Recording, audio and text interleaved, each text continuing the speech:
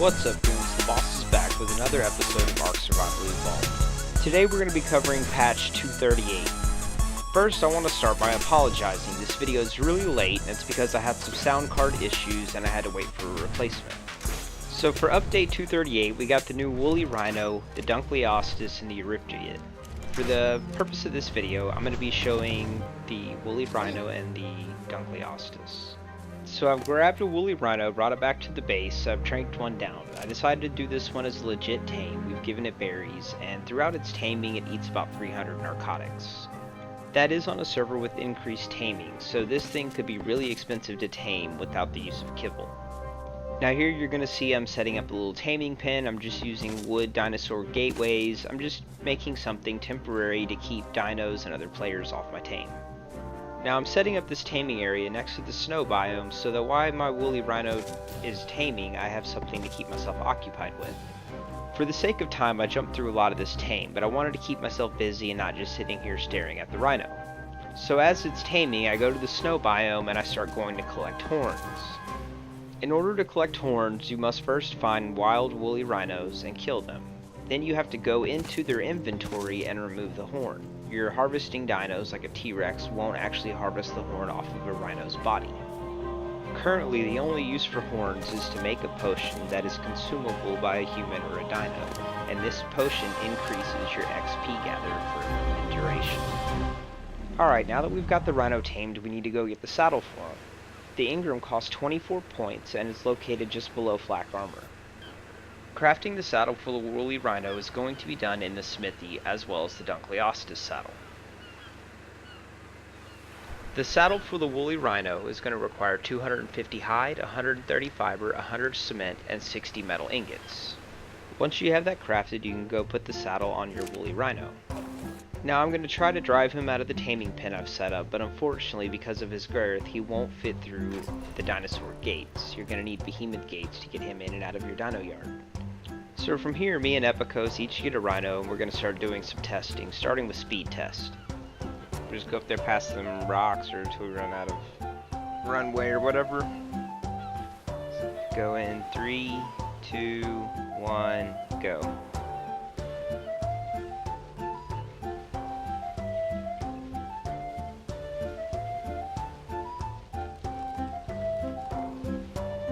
Movement speed did nothing.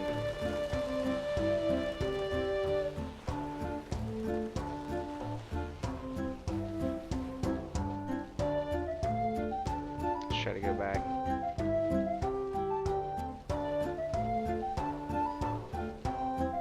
Alright, 3, 2, 1, go.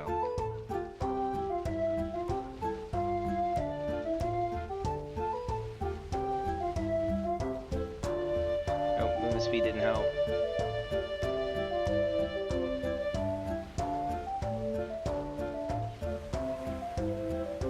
That's so weird. So it's a wasted stat on these guys.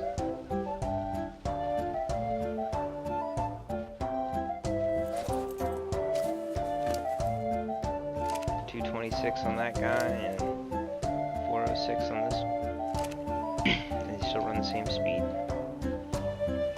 That's weird. Ready? 3, 2, 1, go.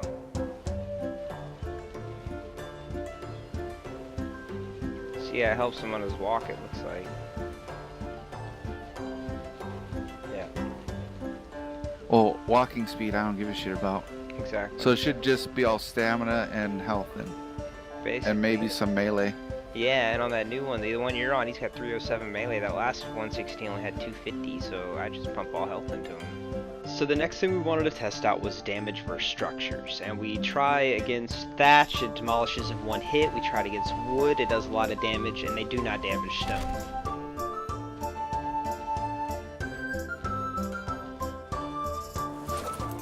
So this was our second pass at this structure, and if you notice, it's doing about 2,000 damage per hit to a wooden wall. Just a little less, but basically 2k.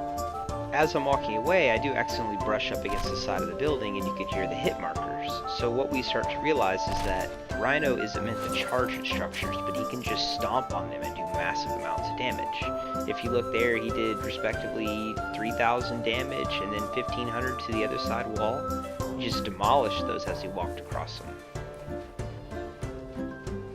Yeah, that's what I did. I ran and grazed it and it turned black.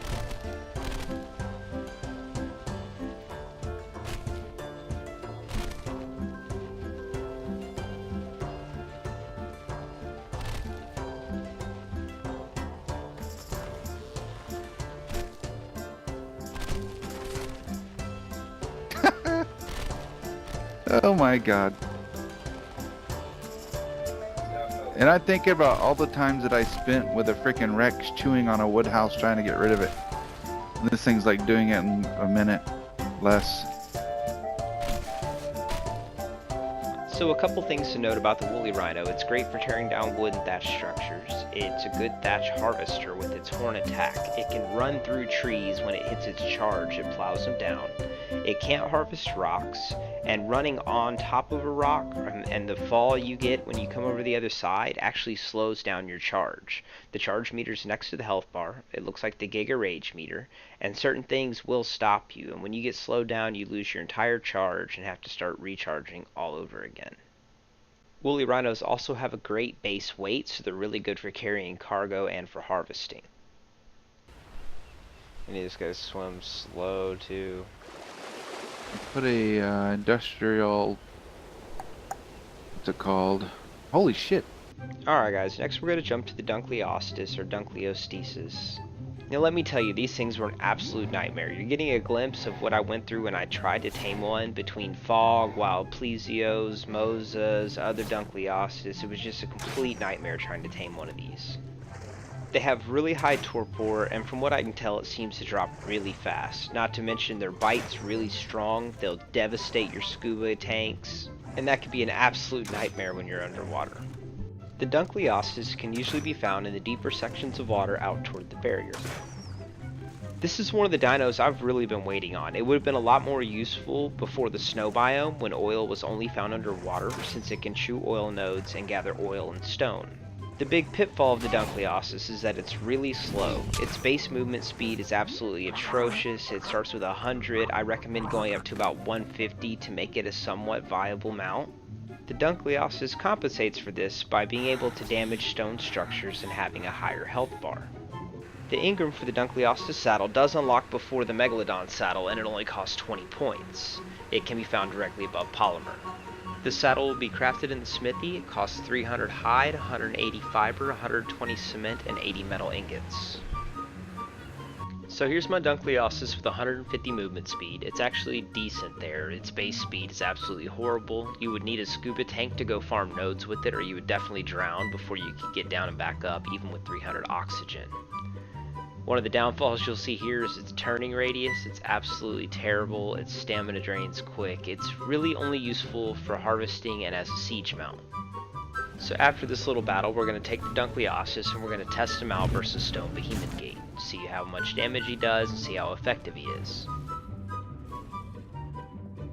Here. 10 damage. So you'd need a swarm 9, 10. Keep in mind that a Giga averages about 50 damage per bite. Yeah, he does 9 to 10 damage per hit. So you'd want a swarm of these guys, or you'd be here all day doing this. Especially with this low stamina, you'd want a bunch of them to whistle attack target. If you whistle attack target, the Dunkleosteus will attack the Behemoth Gates, and this will be super useful for raiding underwater bases.